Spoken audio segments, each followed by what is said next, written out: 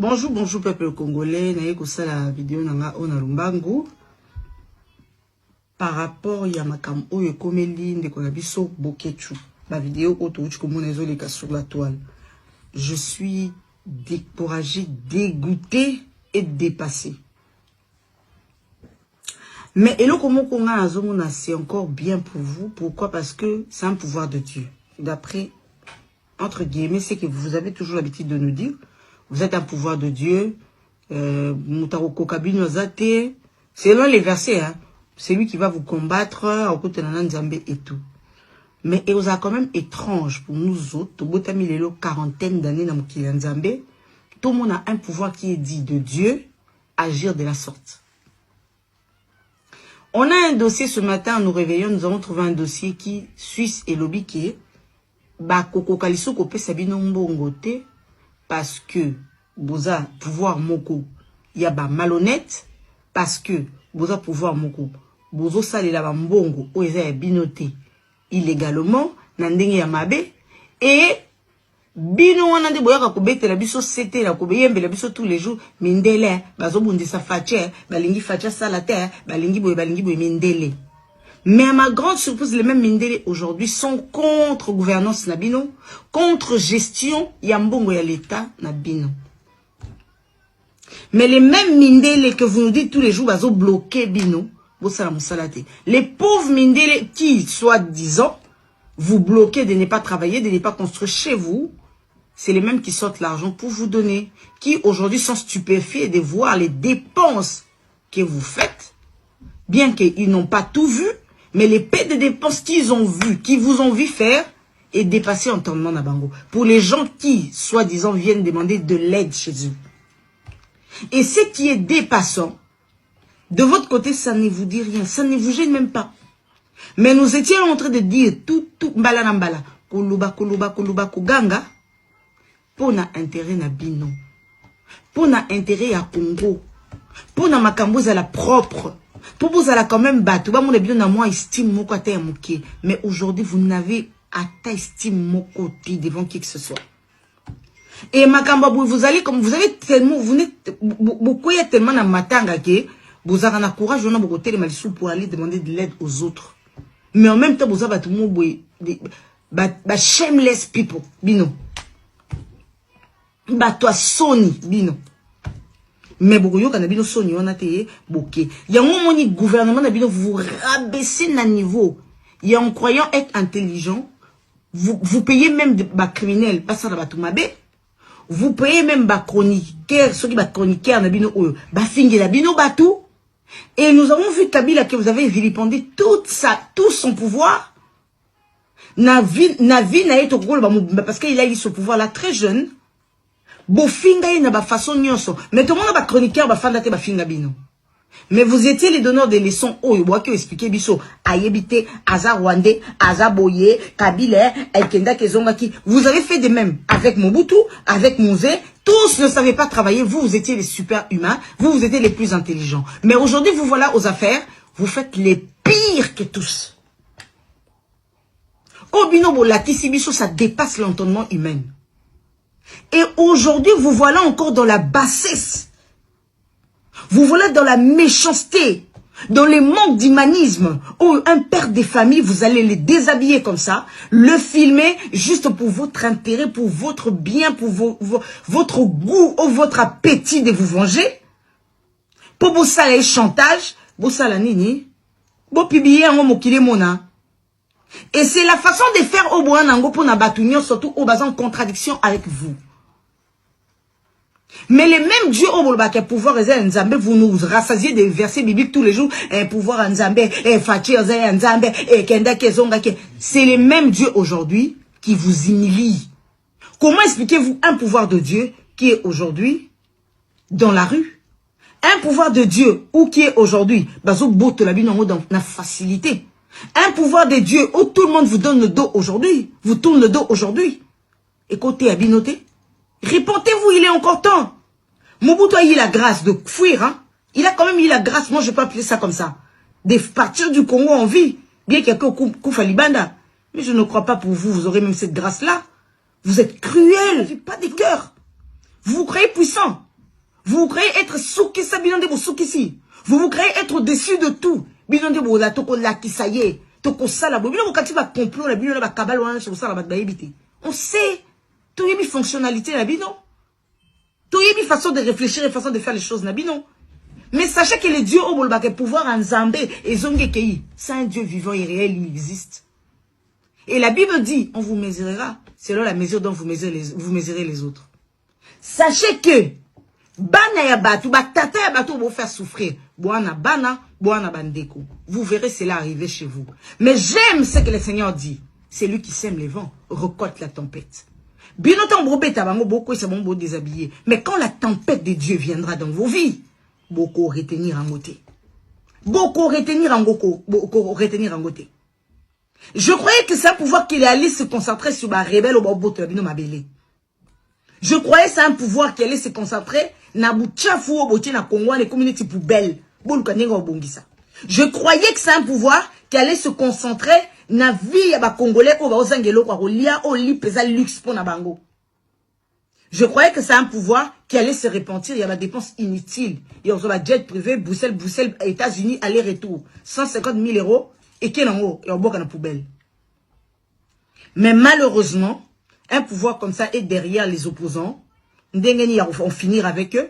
Ndengeni ya ko boma bango. Ndengeni ya ko kote la batu na bandaku. Ndengeni ya ko luka ba criminel ba carré ba nanzela ba beta batu. Ndengeni ya ko luka ko humilier ba ko déshabiller bango. On te mesurera selon la mesure dont tu mesures les autres. Mentez comme vous voulez. Faites les théâtres avec le nom de Dieu comme vous voulez. Mais yeba kenzame babenga etango. On est là. Vous allez subir les sels au binobole savani. Mais yeba kenzame babenga etango. On est là. Vous allez subir les sels au binobole savaninga. Retenez cette date. Vous subirez. Na likito et salamaki, na bato bavandaki, na bo balobaki. Sachez que vous avez le souffle de Dieu qui souffle dans vous. Oh bope mani a souffle et vous allez payer. Bolinga, bolinga te. Tant que vous n'êtes pas maître de votre souffle de vie, vous allez payer tous les mal que vous faites subir aux autres. Vous allez les payer. Retenez, écrivez. Vous allez voir cela s'accomplir dans votre vie. Nabio bo kan saboa maye le bilonde boube na ba criminel, bilonde boube na ba bandit, bilonde boube na ba sale boulot. Oh boube bo tinda ka bon pas que ça ba sale boulot. Attendez voir la main de Dieu. Vous verrez qu'il y a un Dieu qui existe. Oh botanga wana ba jour mon théâtre. Vous verrez qu'il y a un Dieu vraiment qui existe. Le roi politique nabino et comme il ko ko nuire baninga, le sang des chérubins n'a pas suffi. On regarde. Les sons ba posant so bo moment et ko quitter. On regarde et on acclame. Humiliation, vous autres connaître, facilité. Ça ne vous dit rien. Nous, on regarde. Mais je vous dis, vous serez mesurés avec la mesure dont vous avez mesuré les autres. Retenez cette date. Trop, c'est trop. Vous êtes trop cruels et méchants. Et moi, en prison en France. Pour Balobi, ngala boma Kagame, na France, na Ridi Politique, Kagame, la 2015. Likamba Kangela Ngwana. Pede bakangela ngai soki na kufaki na kata prison bolinga bolobani et tout là zoba akufi pona makamone ayo kakate afinga kabato yo ana suki menga na kokufa te ngai na kokufa te ngai na ebi makamona zo sala nzambe akomema ngai penzamba za komema ngai jusqu'à la libération totale de notre pays to pesino maloba ipa ya papa Jacques oya botami na mboka wana akoli na mboka wana motolu na ezana asoka pe mangwele liboso wana abotami na hôpital général na mama yemo do papa Jacques toya pona mobilisation ya le 17 na le 18 mokil momba eza kolanda. Effectivement, merci mingi Wayambo, général de Gaulle Nabiso, donc yonde mutu aussi mi flambeau penza oyo ya kati ya bitumba oyo ponengo ningisaka olobaka batunyos bayokaka. Apesio merci mingi nazongisi lokumu pa ya Nzambe nenga sangisi biso lisusu lelo otokutana otosolola kaka likambo ya Kongo na yebi ke olala ka pomite biso ba résistant olala ka lisusu pomite mitema na biso betaka tango toyokaka mboka na biso ndenge ezali kokende ndenge ezali kotambola na ndenge ya malamu te tozali kobengisa bino bandeko bisika bozali mboka bino mo bozo komona na babilili ata ozali awa ozomona mboka ezotambola malamu te oyo nyonso ezali koleka. Eske mboka nini etambolaka ndenge wana? lelo oyo baye kosala bareunion na bango po batala eta nini bakokokamola Congo na Congo oyo Congo Zaïre. Peuple congolais zaïrois tangu tozali kokola avant 97, est-ce que tozali komona bitu batu babibembe ya marke oyo bazokunda batu na bafausse commune? eloko nini yango esilaka te na kati na mboka oyo? Toujours pasi na pasi tokovivre yango ti mokolo nini. Le moment est là. Boya tolobela likambo ya Congo parce que baini ya Congo bango wana bakokuta nao le 17 le 18 biso foto za na bango mayele tokobundisa bango kaka awa. Maman Joël Kabasele vraiment bato babika na lobaka po so na bombi eza mabe. Maman Lydie, bonsoir. Anatole Zulu, merci. Maman Joël Kabasele. Ah, maman. Prière, au commencé à battre mon bon 2000, 1500. Hein? Ah, bah maman, bah pasteur, bah maman, naboya bah papa. Comment beaucoup mené mboka nenge wana? Obitango batinde linga, nandima kiteke, maman ngana tiako lubaka, voya maréchal Mobutu. Wa lubaka Mobutu bonabo. Nalinga utia ngote me batu babengi wayambo, yomo utia omona, mama, nini yango kosenga mbongo na niveau wana? Est-ce que mbongo yango bakongolais bakopeso 2000 baganyaka combien? Congolais bakopeso 2000 euros, 1000 euros, 1500 ti bande konangai. Mama Joël Kabasele. Comment okoki kosa na tinelo message tika makambo kosenga mbongo. Oteyaka bien. Batu bakopeso na malembe. Comment osenga mbongo bo tokosuka wapi? Ya on fait l'église na bino les libérateurs tanga koya abo makabilo kona bozongi la vie normale. Po bilanga osalaka te pêche bosalaka te. Ko benda ko china peuple ko benda peuple tokosuka wapi? Mama ibale azayi na les États-Unis d'Amérique. Bota ndenge mama Joël bino lembi singa esalinga passe pour nacho pendawa. Nandimaki teki yoko sabi loko nengo me loko na lubaka vérité nataka bato ba mona 2000 euros, viens chercher ton enveloppe. Ce n'est même pas pour toi, c'est pour ta famille. Ce n'est pas une offrande, c'est une sémence.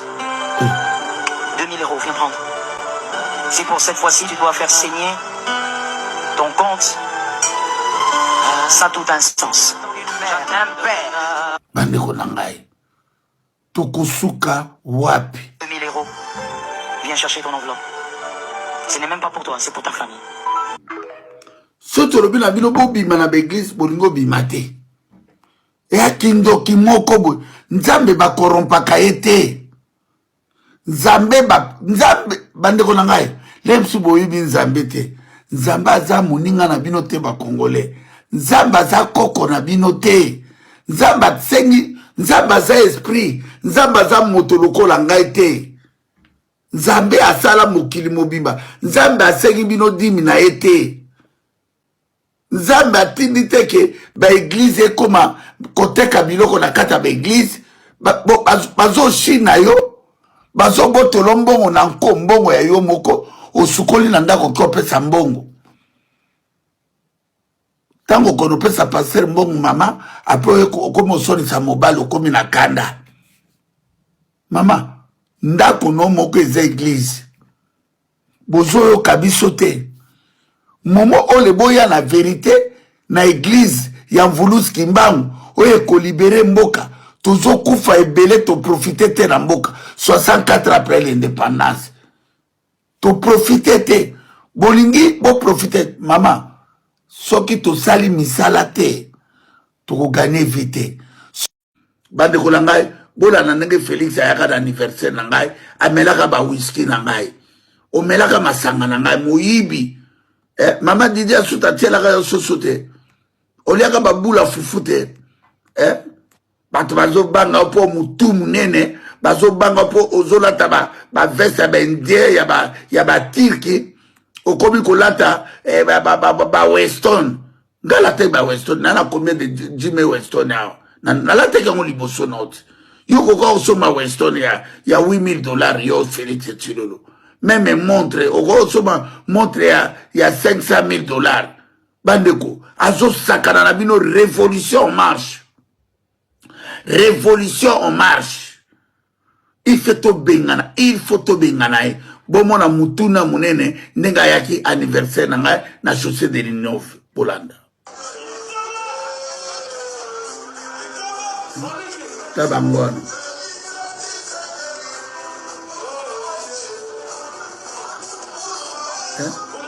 Ali masarangate.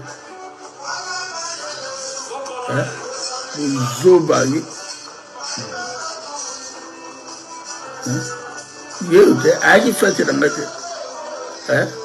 Ba zoba ba complexé. Ngala ofuka mela Félix Tshilolo.